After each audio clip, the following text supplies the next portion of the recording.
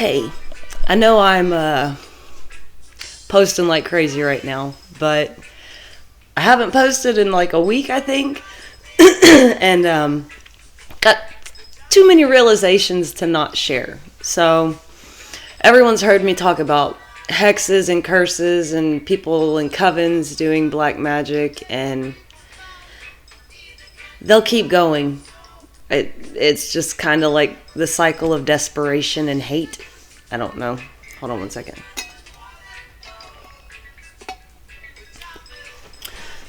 Trying to increase my water intake too. Because stress has been a very big factor. But anyways, as I was sitting outside, I thought people can't destroy you. There's no one in this world that can destroy you other than yourself. And the way you do it is by not apologizing, by not seeing it from someone else's perspective, by being cold and harsh and not flexible, basically, by sticking with the mindset that everyone's out to get me. Oh my God, they're affecting my life. This has been me for a year. Because there are people that I've basically allowed to live in my head rent-free, and I've basically given them the power over me because I've worried about what they're capable of. But as the time has gone on, I've been shown they have no power, because the fact that they keep having to do over and over and over, and they're not getting anywhere. Their lives are falling into shambles. The only thing they've accomplished is to slow me down. And of course, sometimes that's all they need. That's all they want. But the sad part of the matter is, even when the doors have closed on that, some people will continue to destroy their own lives in hopes of destroying yours due to jealousy, hate, greed, maybe knowing your life purpose, and that you're here to inspire a lot of people. Because believe me, I know I'm not the only person on the internet that encourages people. I actually have watched some myself that have inspired me. I used to watch motivational speeches every morning while I worked out, or listen to them. And there were some really good ones that picked me up when I was down. Actually, Dwayne Johnson, The Rock, was one of those that I listened to him quite often. And there was other ones. I don't remember their names, but they were just as inspiring. I've watched spiritual gurus. I've watched sometimes just comic relief to remember to laugh and smile and think life doesn't have to be this heavy. It's not always a battle. Come on, Sheena, it's not always a battle. It feels like it. And I mean, your alarm clock goes off every day and you get up and you're like, oh God, here we go again. And it's hard. I know it's hard. Or you get distractions that you don't want to deal with. And some of them you can't get away from.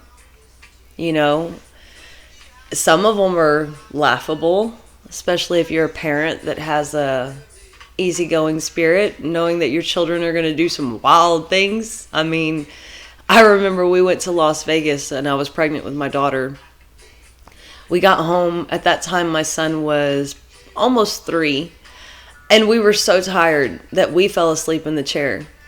What I woke up to was, oh my God, how did this child do this? He had a yogurt massacre. He had gotten all the yogurt out of the fridge with a spoon, painted slung it all over the rug, all over the TV.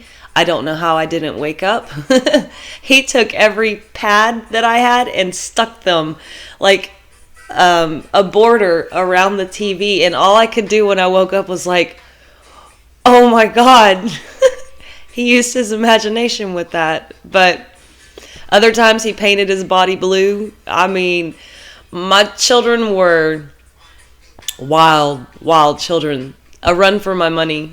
But like I said, those moments made me go, life doesn't have to be so serious. And hopefully parents today can start realizing that, because we're kind of in a world of perfection, false perfection at that, to where we care more about what people think about us, and we try to fit ourselves into being who they want us to be, who they're competing with, rather than who we need to be, who we're called to be, who we're comfortable being. And it's okay to be comfortable with who you are and the choices that you're making. It's okay to shine a little bit differently than everybody else. Because honestly, all these people that are demanding we behave certain ways, they're not diamonds. They're people who are extra hard on everybody else because they're not accomplishing anything with their life. They're bitter. And when we can start to realize there's no need for that competition, you need to strive to be the best version of you and put aside whatever anyone is going to constitute as success or a failure. It just, for me, to be successful is to be able to forgive, is to be vulnerable enough to say I love you. It is to be open enough to go, you know what, I was wrong. I'm sorry. Maybe you can explain that to me. To be teachable. We don't always have to be the one in charge, because I learn a lot from my children every single day. And considering the job I'm about to start Monday, I'm going to learn a lot from some individuals that can't really quite communicate with their words. But their actions, their emotions are going to be so out and open that it's going to be undeniable. And it's the same with my dog. My daughter even asked me, how do you always, why do you talk to her? Because we have an understanding. She talks with her eyes. She talks with her body language. You have to learn to be in tune with things around you. Well, if you're so worried about what everyone around you is going to think, you can't get in tune with the life around you, right? So I know it's hard, but you got to start trying to live in the moment and not letting your brain take over in the moment, because that's one thing I've been dealing with lately. Because like I said, all the stress from moving and things like that, it's been almost like I'm in a chokehold. And even today, I still have to go run more errands and do more things to get ready. But it's going to all work out. I'm trying to stay positive about it. Just like I'm learning or reminding myself that it's okay to be wrong. It's okay to be emotional as long as you can apologize for it. And the best way to let nobody defeat you, including yourself, because you're the only one that can, is like I said in the beginning, admit when you're wrong. Say you're sorry. Kiss and make up. And try to change that behavior, because just because you apologize does not make it okay. Especially if you're constantly saying, I'm sorry, I'm sorry, I'm sorry. That's just something that people have learned to do. It's when somebody's willing to change that behavior that lets you know that they care too. So hopefully that was a helpful message. Like I said, I've just got things that are coming back to my mind that I'm needing to blurt out.